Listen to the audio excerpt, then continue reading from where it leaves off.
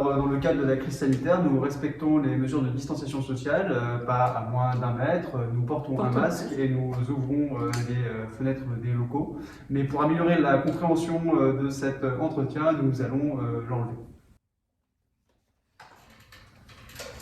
Alors, bonjour, je me présente, Sophie Prissette, je suis coordinatrice pédagogique à l'IFSI Paris-Saint-Joseph. Marc Alizano, je suis cadre de santé formateur à l'IFSI Paris-Saint-Joseph. Nous allons vous présenter la formation infirmière et comment elle se déroule à l'IFSI Paris-Saint-Joseph. Marc, est-ce que tu peux nous parler du métier d'infirmier et où est-ce que les infirmiers, à l'issue des 3 années de formation, peuvent exercer? Le métier d'infirmier, c'est d'abord un métier qui est tourné vers l'autre, c'est aussi un métier qui est très technique, c'est un métier qui est en relation avec d'autres corps professionnels assez variés, et c'est aussi et surtout un métier qui s'exerce partout et dans des univers extrêmement différents. On peut dire aussi que l'infirmière à l'hôpital ne fait pas que des soins techniques, elle fait aussi des soins relationnels, que son champ de compétences varie entre sa compétence personnelle et ce qu'on appelle son rôle propre infirmier et le rôle qui est prescrit aussi par le corps médical. Donc c'est vraiment un travail en collaboration avec l'ensemble d'une équipe pluridisciplinaire, les aides-soignants, des médecins et d'autres personnes évoluant à l'hôpital, comme les psychologues, comme les kinésithérapeutes. Vraiment, elle a en charge de prendre soin de façon globale et avec l'ensemble de cette équipe. On a coutume de dire qu'un infirmier ne prend pas en soin une personne, une pathologie, mais un infirmier prend en soin une situation.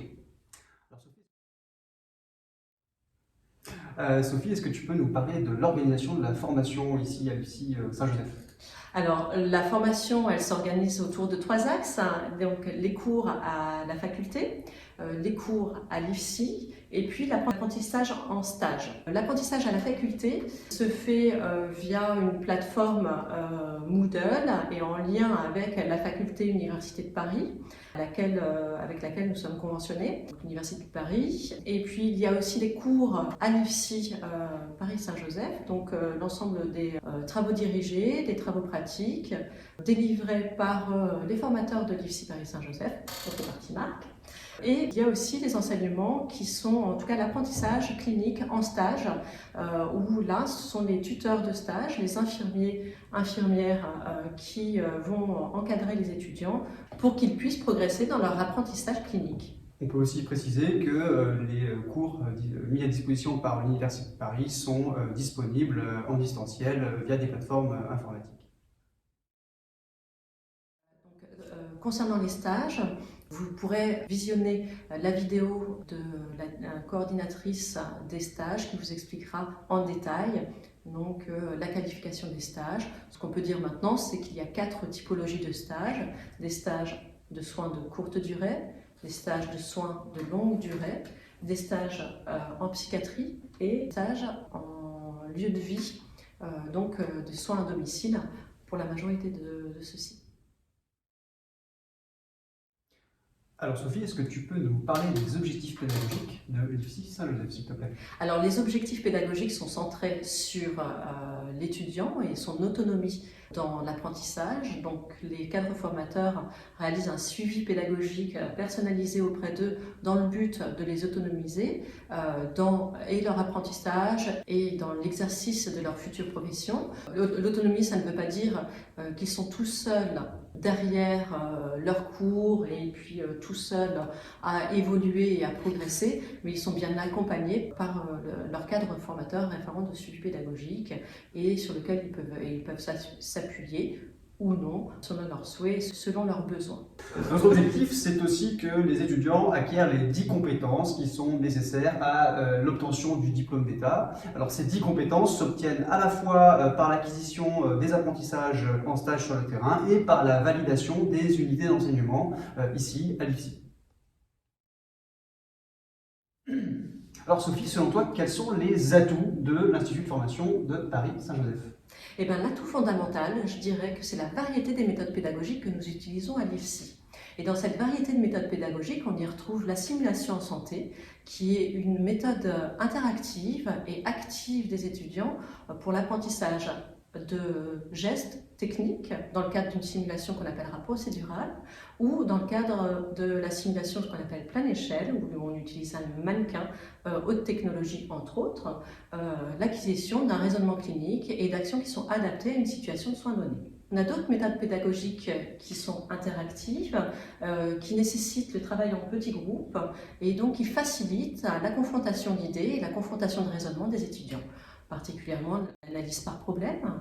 Et je pense aussi aux analyses de situation après les stages, où les étudiants peuvent exprimer leurs réflexions suite à une situation à laquelle ils ont été confrontés, soit d'un point de vue positif ou d'un point de vue d'axe à améliorer éventuellement. Il existe aussi la classe inversée qui permet aux étudiants de travailler sur des thématiques particulières et de construire eux-mêmes leur cours qui sera ensuite régulé par le formateur. L'IFSI Paris Saint-Joseph a aussi à cœur de suivre absolument tous les étudiants sur tous les terrains de stage sur lesquels il effectue systématiquement une visite de stage. Et l'autre atout, je dirais, tout à l'heure nous avons parlé du suivi pédagogique individualisé et c'est une force aussi qu'ont les cadres formateurs à l'IFSI Paris Saint-Joseph de suivre leurs étudiants et d'adapter en fait leur parcours en fonction de leur projet professionnel et de les aider justement à construire ce projet professionnel. Quelles sont les exigences vis-à-vis des étudiants ? Alors, d'abord, ce qui compte, c'est des capacités d'investissement et des capacités d'appropriation de la formation. Nous attendons des étudiants qu'ils soient acteurs de leur formation et de ce fait, qu'ils acquièrent eux-mêmes une grande partie des connaissances par leur propre recherche et par leur curiosité, notamment sur les terrains de stage. C'est ce que nous appelons l'investissement. Ensuite, nous attendons des étudiants une certaine probité, c'est-à-dire une forme d'honnêteté sur le terrain et sur l'IFSI, une honnêteté intellectuelle qui leur permettra de conduire et de mener à bien leur formation. Et toi, Sophie, quelles sont tes exigences ? Alors, j'ai une exigence qui est celle du niveau attendu, de niveau de licence ou de grade licence, puisque à l'issue des 3 années, les étudiants obtiennent un grade licence, de façon à ce que les étudiants puissent poursuivre éventuellement leurs études après la licence vers un master, voire un doctorat. C'est parce que c'est ce qu'on souhaite aussi de la profession infirmière, qu'elle évolue vers cette universitarisation et puis vers ce développement de connaissances et ce développement de compétences qu'on pourrait retrouver chez d'autres professions. Il y a cette exigence de niveau et de pousser les étudiants au plus loin de leurs possibilités, bien sûr, en prenant en considération chaque étudiant et chaque parcours, parce que ça c'est important. Et puis, l'autre exigence aussi, c'est une exigence d'humanisme, de respect de l'autre et de tolérance. Dans une promotion, les étudiants ont des parcours différents et ces parcours-là nourrissent aussi la richesse des échanges et la richesse des apprentissages qu'on peut avoir les uns envers les autres. Et cette capacité à se tourner vers l'autre au sein de sa promotion et au sein de sa profession sera aussi un moteur pour se tourner vers l'autre dans l'exercice de sa profession. Le niveau d'exigence est suffisant pour pouvoir progresser plus tard dans sa profession et toujours être dans une dynamique de s'interroger et sur ses pratiques et sur son raisonnement clinique. Et donc c'est en ça que l'IFSI Paris Saint-Joseph peut vous apporter beaucoup. Et que cette diversité de méthodes pédagogiques utilisées permet à chacun d'entre vous finalement d'apprendre et de pouvoir s'approprier justement la formation. De même, l'IFSI Saint-Joseph cultive un certain nombre de valeurs du soin, qui sont les valeurs de la Fondation Saint-Joseph, et qui sont des valeurs piliers pour l'exercice du métier de soignant. On peut aussi dire que le niveau d'exigence de Paris Saint-Joseph est un élément facilitateur pour votre évolution personnelle, en ceci qu'il vous prépare à la présentation à d'autres diplômes ou à l'évolution de votre parcours universitaire ou professionnel. L'IFSI Paris Saint-Joseph est soucieux de la qualité des enseignements qu'il vous apporte.